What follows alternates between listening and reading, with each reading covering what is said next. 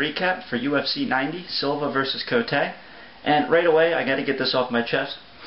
Is there a rule somewhere that states in order to get into a UFC event you have to fail a sobriety test? I'm sick of these crowds who seem like they don't even know what they're watching. They're just booing everything. You know, it's like they're sitting at a bar getting drunk one minute, they pass out, next thing they know they're waking up, they're at some sporting event. Boo, what's this? Boo. Uneducated crowds, man, they really have to get their shit together. You know, MMA is the fastest rising sport in America, but you wouldn't know that watching a UFC event, you know, seeing the crowd boo everything. Awesome fight. I predicted it would be fight of the night. Easily this was fight of the night. You can break this fight down into two halves. You got your first half where Sean Sherk was really active with the takedowns, getting takedowns, took Tyson Griffin's back twice, was really dominating. Then the second half, I don't know if Sean Sherk felt like he was expelling too much energy trying to get takedowns, or if he felt comfortable standing and banging. But second half of the fight pretty much turned into a kickboxing match, at which point I thought Tyson Griffin started getting the edge. I mean, it was definitely close, but I kind of felt like once it stayed on the feet, Tyson Griffin was definitely felt more comfortable and was more effective. But I don't think he did enough, and of course, judges didn't think so either. Sean Sherk pulled out the victory, unanimous decision. I questioned the one judge gave him 30-27. I definitely felt like Griffin won that one round. I don't see how you could think differently. But that's the fight. Fight of the night, awesome fight. Look forward to seeing both of those guys again.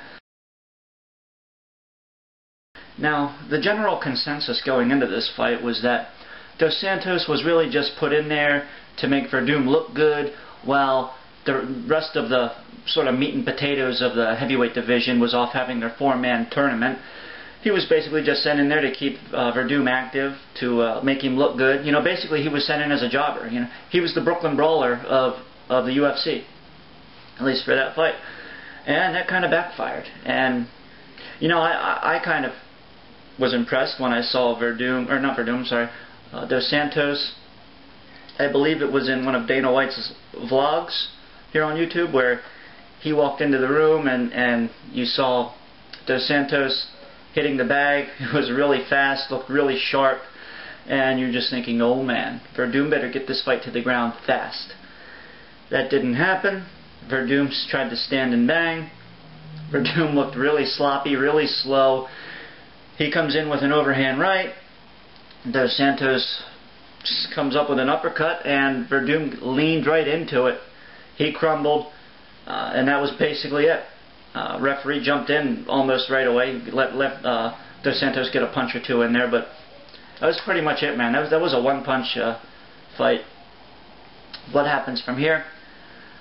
You know, some people are saying that Verdum is way down the ladder now, but let's face it, the UFC heavyweight division isn't very good. You know, I think Verdum is one or two fights away from being right back up in the title mix again. I mean, you can laugh at that if you want, but come on. You know, it's the UFC heavyweight division we're talking about. Who does he have to beat to get right back up there? Dos Santos, where does he go from here? Well, he's definitely got himself another fight with the UFC. He's got himself some highlight reel footage. Will Dos Santos turn out to be like another Sokoju, where he gets one or two good wins under his belt and then just kind of teeters away? I don't know, we'll see. Wow, this was a dominant performance. Gray Maynard just took Clemente to school for 3 rounds. This was impressive. Slamming him at will, controlling him on the ground with ease. I mean, what can you say? This was just complete domination. Pulls out the easy victory. I mean, what else can you say about this fight? This was just complete domination. Okay, there is one thing I can say about this fight. The horrible referee. You know, I'm thinking this referee's blabbering away, you know, and I'm thinking, what's this guy's problem? And right after I think that, Joe Rogan says something about it, and then it just became funny in a way, because Joe Rogan, like, he would start talking, and then the referee would say something, like you could see him, you could almost see him cringe. So, you know, it kind of became a little humorous after that, but this guy was just horrible. You know, Gray Maynard slams Clemente. Alright guys, you gotta work. Let me see something. Clemente, immediately, after getting slammed, starts throwing elbows up. Alright guys, let me see something. Come on. Maynard jumps to side control. Alright guys, come on. Gotta work. Gotta work. Jesus. Yeah, I almost question where this guy came from. You know, is this a boxing ref? Is he aware that grappling is part of the game? I don't know. I don't know. Hope we don't see this guy back again. Anyway, that's that. Gray Maynard wins. Easy.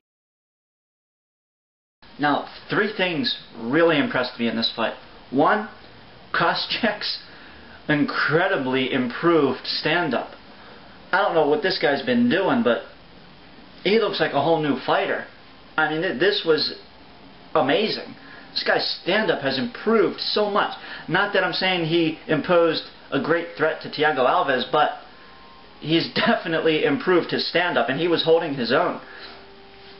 2, Koscheck's amazing recovery time. This guy got rocked twice, and he recovered like instantly. Instantly, he gets rocked. He changes levels, grabs Thiago Alves' legs, and like a couple seconds later, he's fine. Cobwebs are shaken off. He's good to go. Amazing recovery time. 3, Thiago's amazing takedown defense against a wrestler the caliber of Josh Koscheck. That was just impressive takedown defense. So, you know, this fight was impressive on, 3 different levels. It was a great fight. Great. I don't want to say back and forth battle. It was pretty much domination by Alves, but Koscheck was in it till the end. He didn't give up. He was rocked twice, came back, looked good. Especially taking the fight on 2 weeks' notice. Thiago gets an easy victory, and I look forward to seeing both of these guys again. Hopefully Thiago gets his title shot next. And this fight can be best described like this.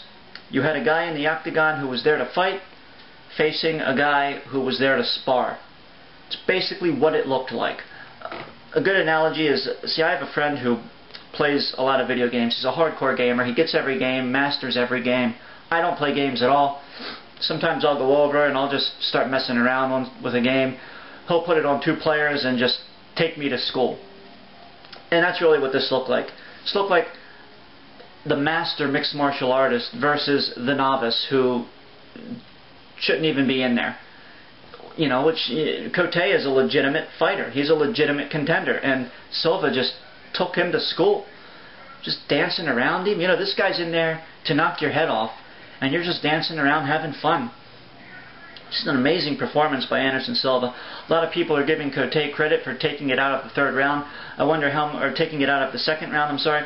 I wonder how much of that was actually Cote's determination, or how much of that was just Anderson Silva in there having a good time.